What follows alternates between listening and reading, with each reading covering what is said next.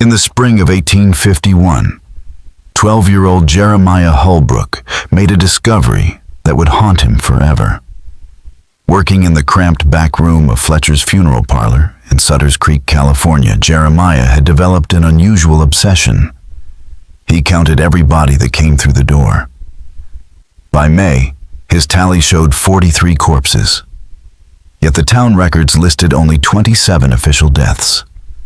16 men had vanished from existence, their deaths unrecorded. Their gold claims swiftly transferred to new owners. For decades, the truth remained buried until now. Jeremiah's journey from innocence to dread began on an ordinary Tuesday when he noticed the numbers didn't add up. Sutters Creek was little more than a cluster of wooden shacks clinging to the Sierra Nevada foothills, but the promise of gold had transformed it into a chaotic frontier boomtown of nearly 800 people.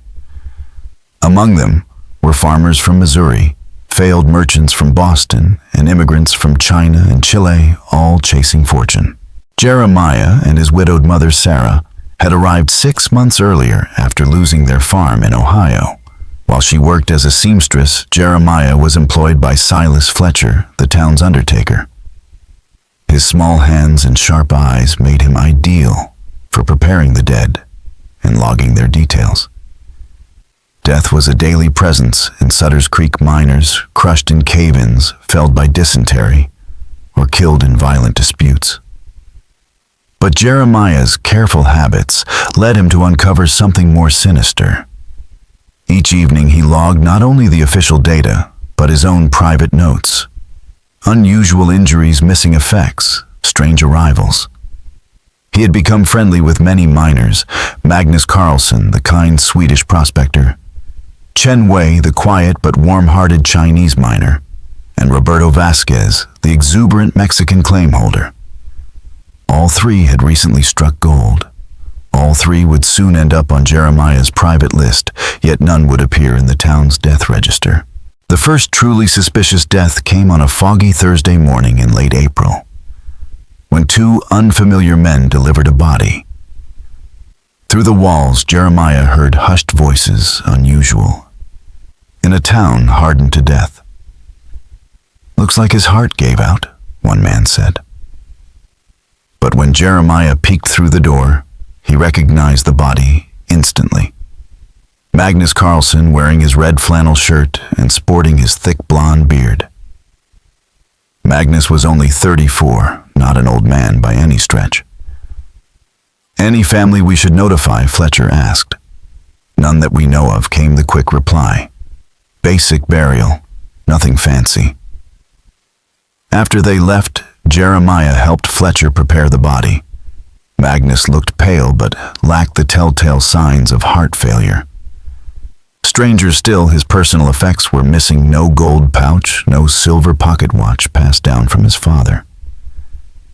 "Shouldn't Magnus have had his gold pouch?" Jeremiah asked quietly. Fletcher paused, then replied sharply, "Men die in all kinds of ways. Sometimes others find the body first, and in gold country even decent men do bad things." But Jeremiah couldn't let it go. That evening he walked to Magnus's claim near Willow Creek. The miner had been working a productive stream bed with a technique called cradling. What Jeremiah found there chilled him to the bone. Magnus's tools lay neatly beside his claim, as if he'd merely stepped away for a lunch break. His tin cup still held cold coffee, and a chunk of bread sat nearby, barely bitten. But the quiet scene belied the truth. The ground bore signs of a struggle: scuffed earth, displaced rocks, the kind of disruption no peaceful death would leave behind. Beneath a mound of gravel, Jeremiah found something that made his stomach turn: Magnus's leather gold pouch emptied, and beside it, his silver pocket watch with its chain violently snapped. As Jeremiah examined the broken watch, the sound of footsteps rustling through the brush sent panic through him. Heart pounding, he pocketed both items and ducked behind a large boulder just as two men stepped into the clearing. Even in the dim light, he recognized them. They were the same men who had brought Magnus's body to the parlor. "You sure nobody saw us come back here?" one of them asked. "Relax, Patterson. Who's poking around a dead man's claim after dark?" The name struck Jeremiah like a lightning bolt. Deputy Thomas Patterson, Sheriff Coleman's right hand. What was a lawman doing sneaking around a dead man's claim? "Still don't like it," Patterson muttered. Too many people knew about Carlson's strike. "Someone's going to ask questions." "Let them," the other replied. "As far as anyone knows, the Swede died of exhaustion. The claim reverts to public land. Coleman handles the papers. By next week, it's ours legit." Jeremiah didn't breathe. The men were sweeping the site, making sure nothing incriminating remained. When they finally left their lanterns bobbing into the darkness, Jeremiah stayed frozen for nearly an hour. Magnus Carlson hadn't died of heart failure. He'd been murdered. And now, one of the sheriff's deputies was involved. But this was just the beginning. The truth refused to stay quiet. Days later, the death of Chen Wei shattered any remaining doubt. 3 days after Magnus's funeral, Chen's body arrived at the parlor. Once again, it was delivered by unfamiliar men. Once again, they claimed a natural death dysentery. But once again, no personal belongings accompanied the body, despite Chen's recent discovery of several valuable nuggets he kept in a small jade container from his grandmother. Jeremiah, now fully alert, noticed things others didn't. Chen's hands were scraped, his fingernails filled with dirt, signs of a desperate struggle. And beneath his hair, nearly hidden, was a tiny puncture behind his ear, like a blade's silent mark. That night, Jeremiah slipped away to Chen's camp, nestled in a narrow canyon 2 miles from town. What he found there told a horrifying story. The tent had been slashed open. Belongings were tossed everywhere. Someone had been searching violently. But beneath a floorboard in the sleeping area, Jeremiah uncovered something the killers missed: a journal, filled with Chinese writing and accompanied by crude yet precise maps. Though he couldn't read the text, the maps told their own story. Chen had been documenting the gold fields, not just his own work, but that of others. He had sketched Magnus's claim in detail, and marked at least 6 more sites tied to miners who had recently struck it rich. This wasn't a personal record, it was surveillance. But for whom? The answer came sooner than Jeremiah expected. As he prepared to leave the camp, he heard horses. Panicked, he stuffed the journal under his shirt and scrambled up the canyon wall, hiding among manzanita bushes. From his vantage, he saw 5 men ride in. One of them he recognized instantly. Sheriff Benjamin Coleman, broad-shouldered and confident, his silhouette unmistakable. But it was what he said that froze the blood in Jeremiah's veins. "Wei did good work," the sheriff said, dismounting. "These maps will save us months of scouting. Shame he got greedy." "What about his replacement?" Patterson asked. "Still need someone who can blend into the Chinese camps." "Already found one," Coleman replied. "Guy named Lee off yesterday's wagon. Desperate. Doesn't speak much English. Perfect." As the men sifted through the camp, clearly looking for anything left behind, Jeremiah stayed still, barely daring to blink. The sheriff wasn't investigating Chen's death, he had ordered it. Chen had been a scout, an informant identifying successful miners ripe for theft and murder. When he demanded a larger cut, he became expendable. And now, the operation would continue using a new face. In that moment, Jeremiah understood the full scale of what he had uncovered. The law had been twisted by greed. The very people sworn to protect the town were orchestrating its darkest crimes. He had the evidence: Chen's journal, but it was written in a language he couldn't read, and in the wrong hands, it would mean his death. There was no one he could trust. No safe place in Sutter's Creek. Only secrets, violence, and the long shadow of gold fever growing darker by the day. As dawn broke and the sheriff's men finally rode off, Jeremiah crept back to town, shaken to his core. He hadn't just uncovered a murder, he had stumbled upon an organized system of targeted killings. Minors were being watched, robbed, and eliminated. Their deaths passed off as accidents or natural causes, with the town's own lawmen orchestrating the cover-up. But the true horror awaited him at home. On the pillow of his narrow cot in the back room of Fletcher's funeral parlor sat a note written in jagged block letters. "Some secrets are worth dying for. Keep your mouth shut and your eyes closed, boy." Someone knew. Someone had seen him. And if he wasn't careful, the next body on Fletcher's table could be his. But instead of silencing him, the threat only sharpened Jeremiah's resolve. He had to understand the full scope of what was happening in Sutter's Creek. Over the following weeks, he moved carefully, refining his methods to avoid suspicion. He recorded everything conversations overheard in the parlor. Strange looks passed between men delivering the dead, contradictions between causes of death and what the corpses actually revealed.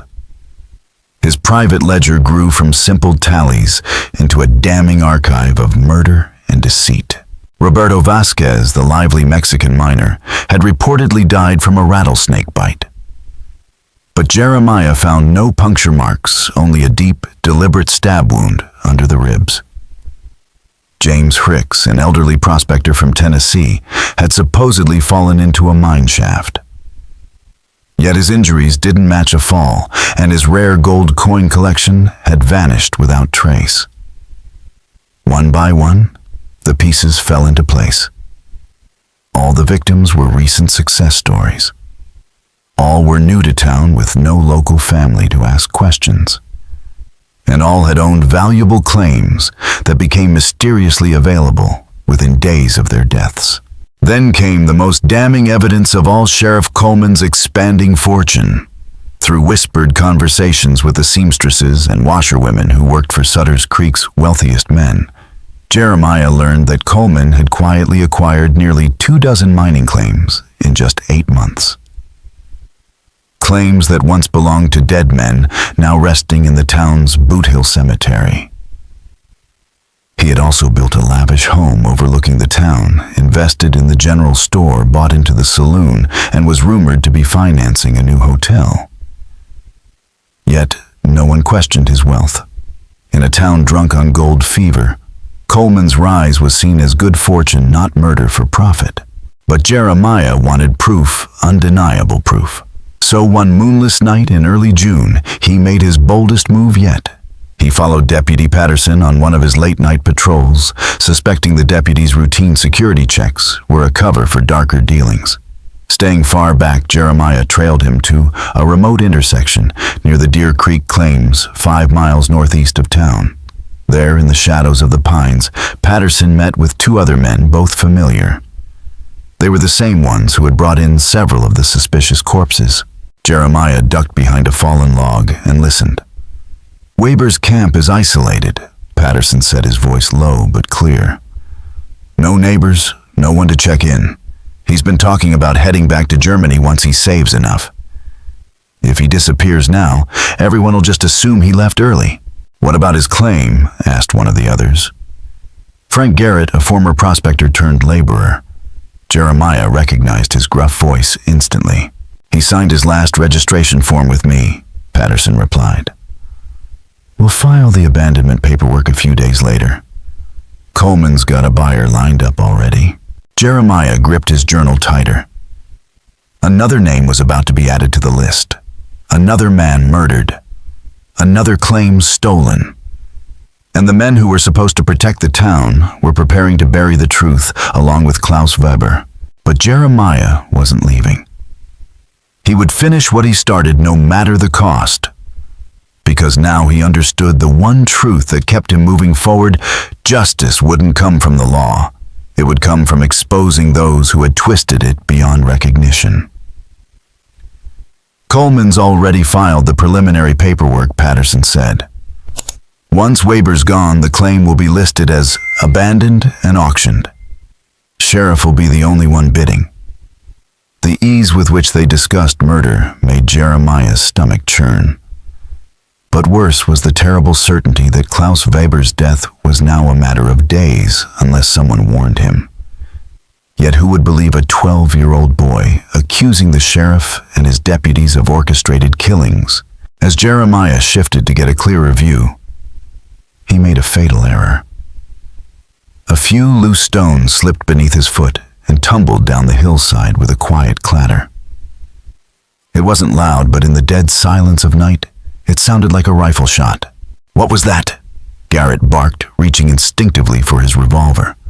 "Probably just an animal," Patterson muttered, though his voice wavered. Maybe Garrett replied, but let's check it out anyway. The men spread out quickly, moving with an efficiency that suggested military experience or long familiarity with this kind of work. Jeremiah pressed himself flat behind the fallen log, not even breathing as heavy boots passed within inches of his face. Through a narrow gap, he saw Garrett pause, scanning the brush, listening. Then reluctantly he called out, "Nothing over here. Let's finish this somewhere else," Patterson said. "Too many years in these hills." The three men mounted their horses and rode off into the darkness. Jeremiah didn't move for nearly an hour.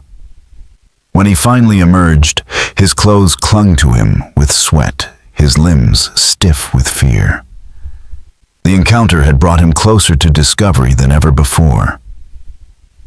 But it had also confirmed one urgent truth: he could no longer remain a passive observer.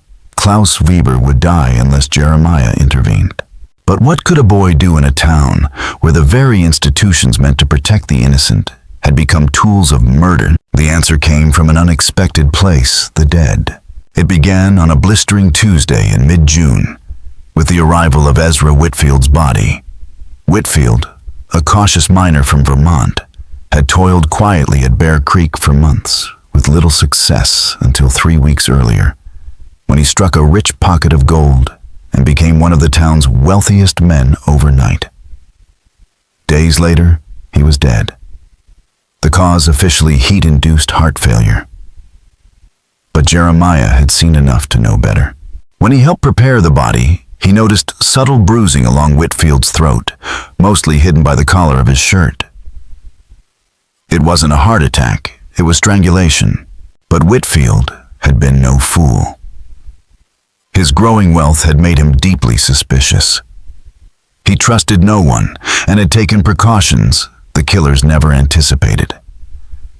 While cleaning the body, Jeremiah found something carefully sewn into the vest, lining a small, flat leather pouch containing a folded letter.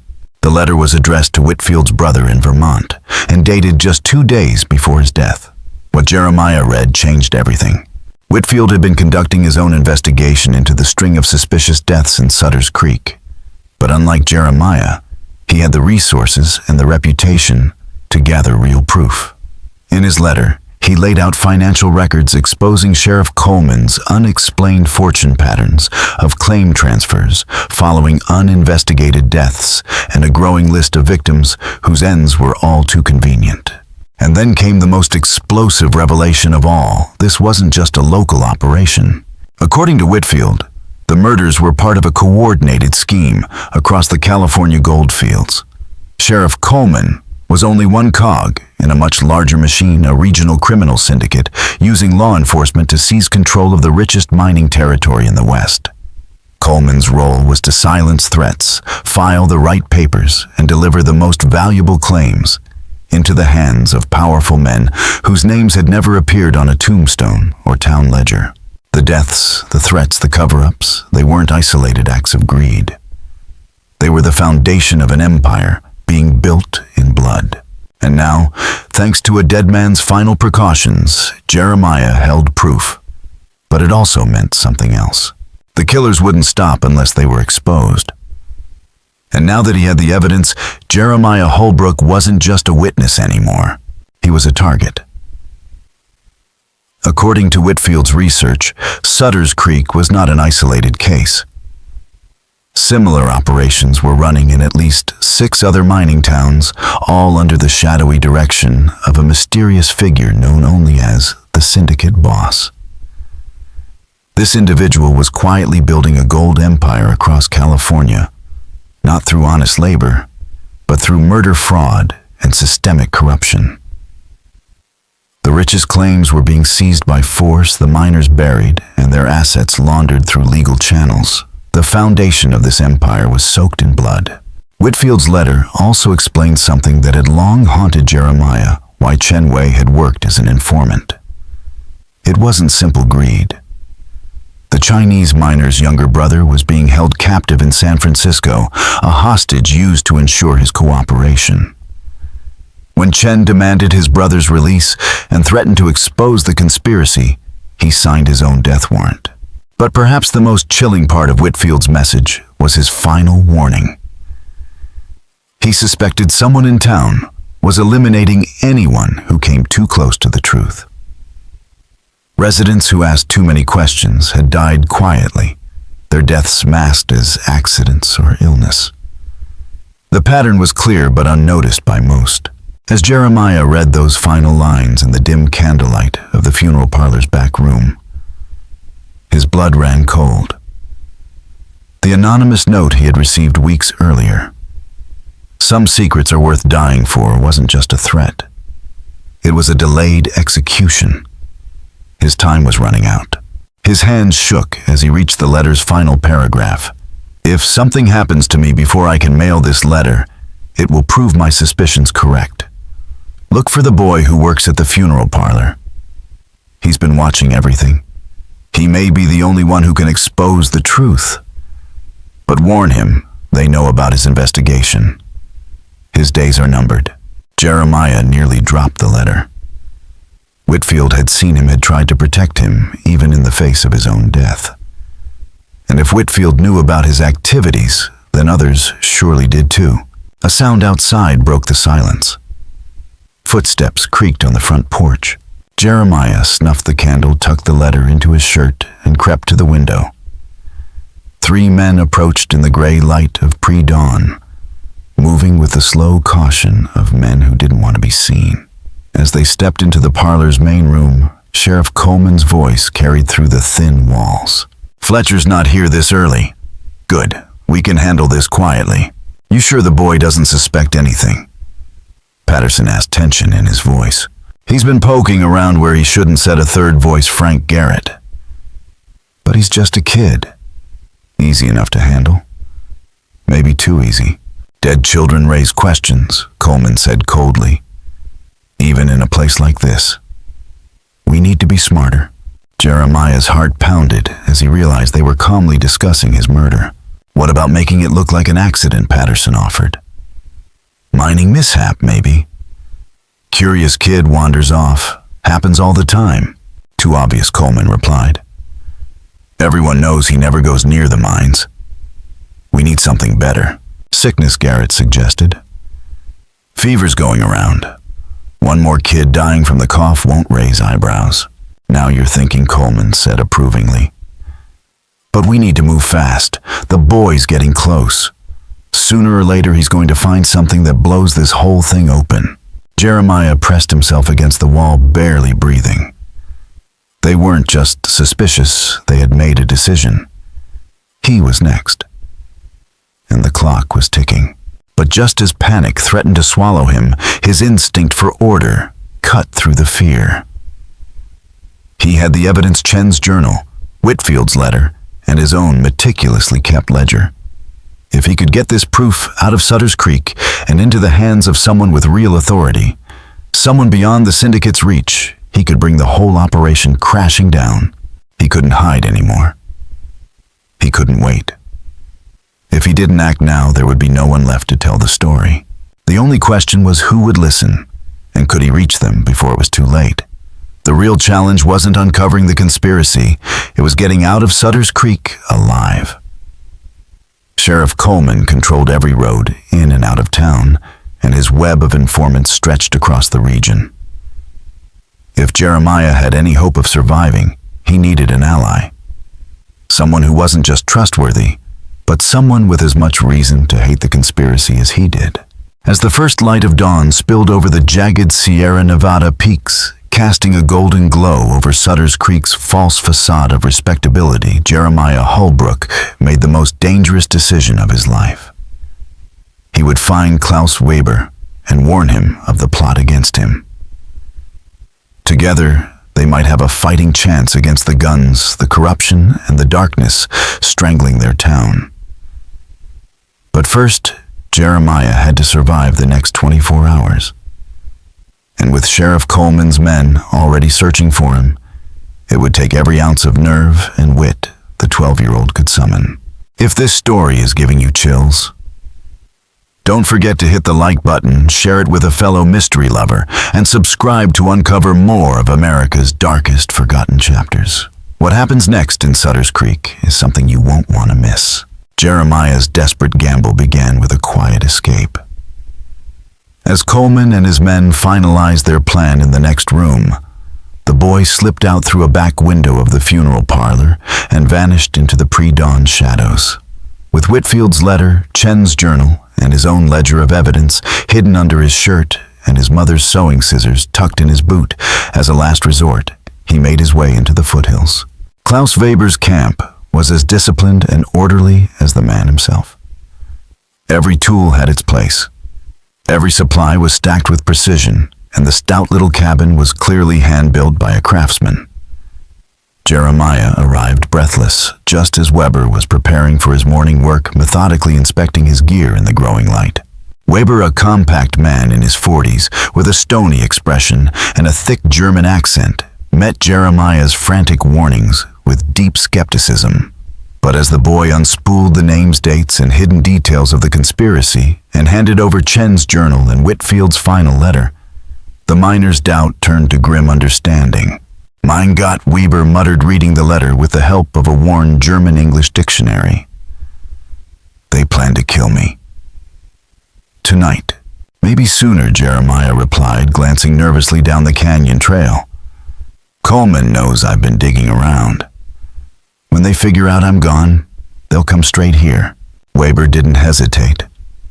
Instead of panicking, he moved with methodical urgency. He gathered several sticks of dynamite from his tool shed leftovers from earlier blasting work and loaded his hunting rifle. He opened a strongbox filled with raw gold, then pried up a floorboard inside the cabin to reveal something even more valuable, a leather portfolio tightly bound and sealed. What's that? Jeremiah asked. Insurance, Weber said, voice low and steady. Letters. To my brother in Germany, I have documented everything I have seen. Names, dates, deaths that made no sense. If they kill me, he is instructed to send them to authorities in Sacramento. Jeremiah nodded. They wouldn't run. Not yet. They would stand their ground. But they didn't have to wait long. The sound of hooves echoed through the canyon, slow, deliberate, unhurried. Jeremiah's heart leapt into his throat. Weber grabbed his rifle and motioned for the boy to take cover behind a boulder. They were out of time. 5 riders emerged into the clearing, rifles across their saddles. Sheriff Coleman led the group, flanked by Deputy Patterson, Frank Garrett, and 2 other armed men Jeremiah didn't recognize. The law had come not to serve, but to silence Klaus Weber. Coleman's voice rang through the air like a gavel. You and the boy step out now, and this doesn't have to get messy. Jeremiah clenched his jaw as Weber raised his rifle and took position behind the cabin's stone chimney. This wasn't justice coming down the mountain, it was execution. But they weren't going quietly, not today. What happened next would shake Sutter's Creek to its foundations. And for the first time since his investigation began, Jeremiah realized something powerful. He wasn't just surviving anymore, he was fighting back. Come out with your hands visible. Sheriff Coleman's voice boomed from the trees.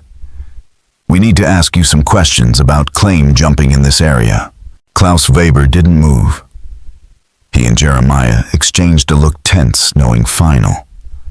This wasn't a routine inquiry. This was a kill order dressed in a sheriff's badge. I am a lawful miner, Weber called back, his rifle aimed at the tree line. My claim is registered and proper. If you have questions, come in daylight with warrants." Coleman's laugh echoed across the clearing. Cold, mocking. "That's not how this works, Klaus. We have evidence you've been working ground that doesn't belong to you. That's a hanging offense in these parts." What followed was a tense, hour-long standoff.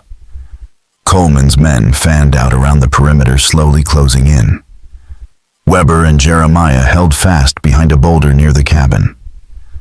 But the sheriff hadn't accounted for Weber's background, his training as a former soldier in the Prussian army, his knowledge of the terrain, or the desperate resolve of a man who had nothing left to lose.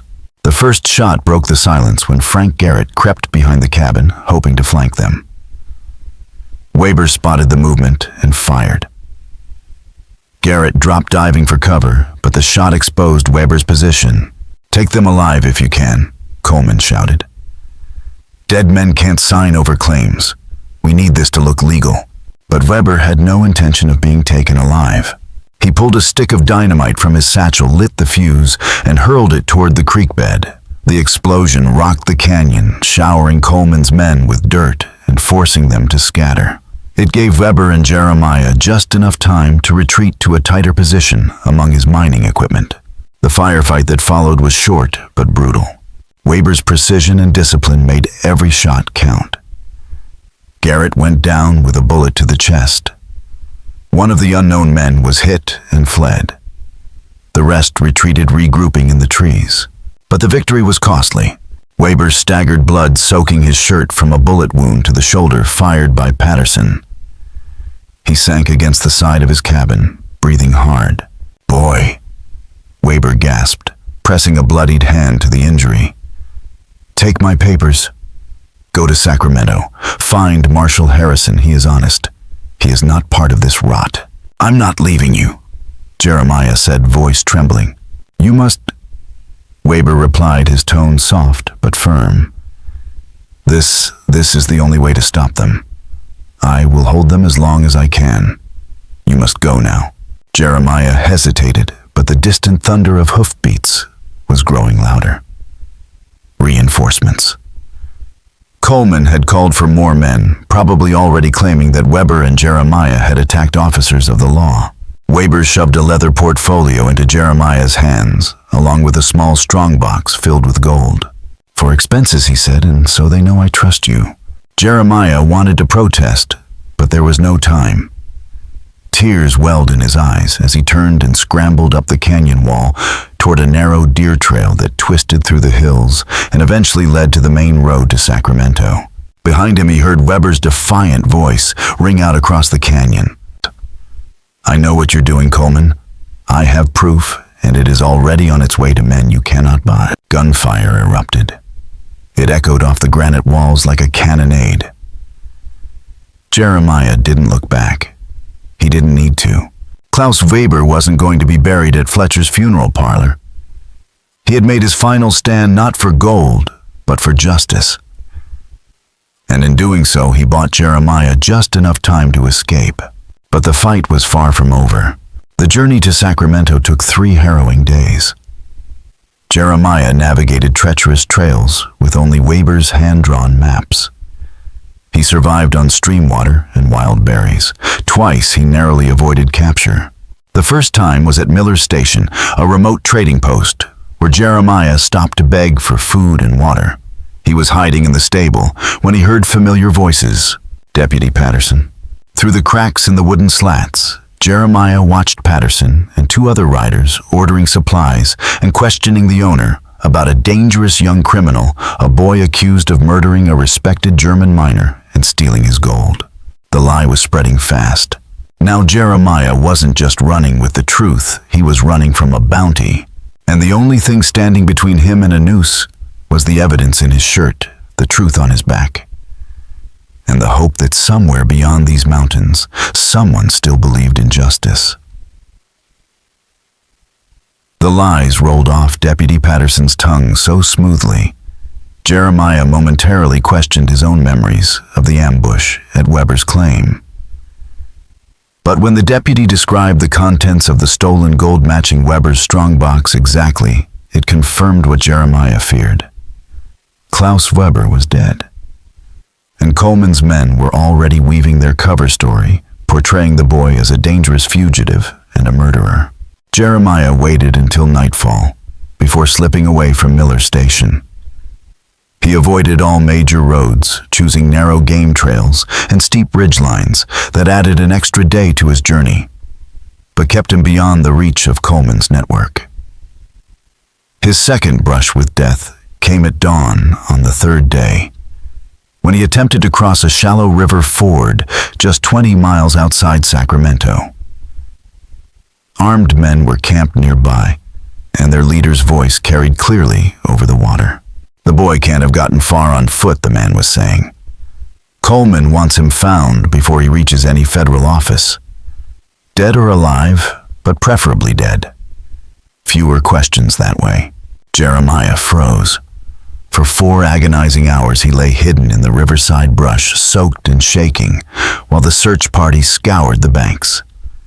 When they finally moved on, convinced he had taken a different path, the boy dragged himself from the mud, chilled to the bone, but more determined than ever.